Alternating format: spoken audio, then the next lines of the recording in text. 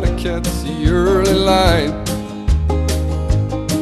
I'm going fishing for a feeling I get when the fish bite.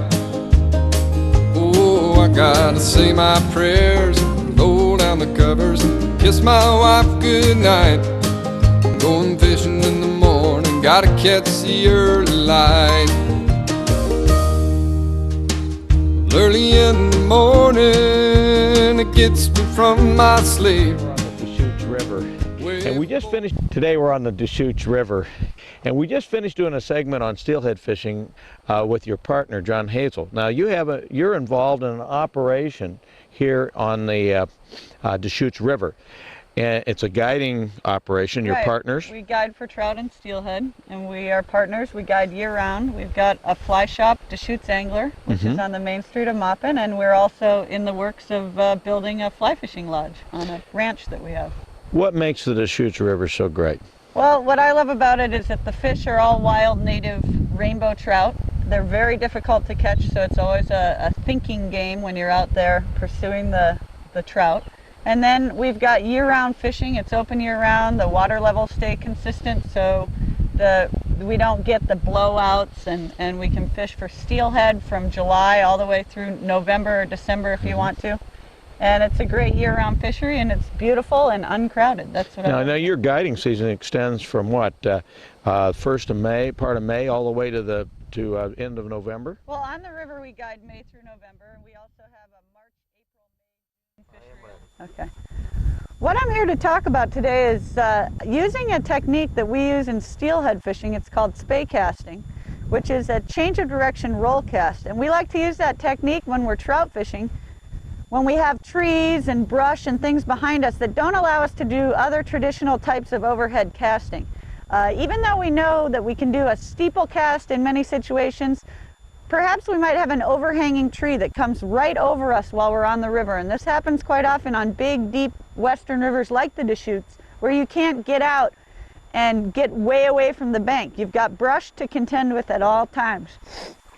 So what we do is, with our single-handed rod, we use techniques that we normally use a two-handed rod for.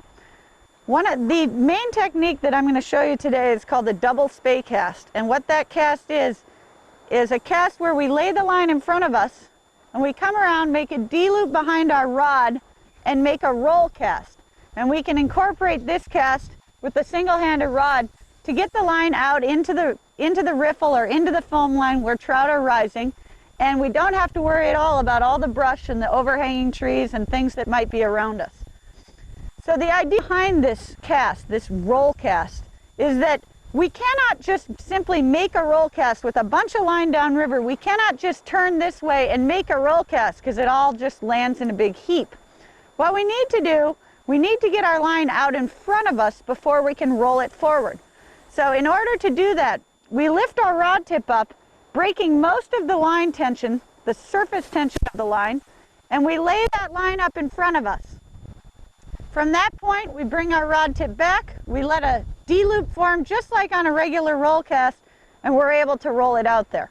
Let's put that together in one smooth stroke. Put the line down river first, and what we're going to do is lift, break some surface tension, lay that line in front of us, come around, make a D-loop, and cast that line right out there into the foam where the trout are rising. And we haven't had to worry at all about any brush behind us. I'm able, with brush all around me, to put my fly out in the current where I want it. And it's a nice little technique to use. Sometimes you'll find yourself up underneath a tree and you just want to make a cast right this way. You can just put your line in front of you, pull it out in any direction that you want to go. I put the line down river. You want to make sure before you try to make any of these casts that your line is tight down river from you. And that way you'll get the tension that you need. It's almost like the elastic of a rubber band to pull the line up, let it drop in front of you, around, and make your roll cast. Oftentimes on a river like this, I can't wade out any further, and I've got trees overhanging, tall grass here. It's just going to be too hard to try to cast over my head. I'll just be stuck in the tree every time. So what I like to do is I like to bring my line up, lay it in front of me, come around, and make a roll cast. into the current. And what we're using are techniques that we use in spey casting. What I like to do, let me show you how we do this. We lift the rod to break the surface tension, and we lay the fly line in front of our body here. Then we bring our rod around, we let the line load behind the rod with a D-loop, and we roll cast it out into the riffle. The circle cast is a cast that we use when we have upriver wind conditions. Anytime we have an upriver wind, we want to cast off our left shoulder. Anytime we have a downriver wind, we want to roll cast off of our right shoulder. Because when we make a roll cast, we're loading our rod right on this side of us, and if the wind's blowing, we don't want that loop of line to roll right into our face, hook us in the face. So a circle cast is for when we have an upriver wind. We simply make a counterclockwise circle, the line lands here, come around, and roll the cast out. The snake roll cast is another cast similar to a double spey, except it's all one motion, and it's a really great cast to use when you're in a tight, tricky situation. The snake roll cast is done by simply drawing a small letter E. Relieve some of the pressure of the line on the water, make a small letter E, roll it out there. Okay, break some surface tension, let the line float up right next to you, come around, make a D-loop, roll it out.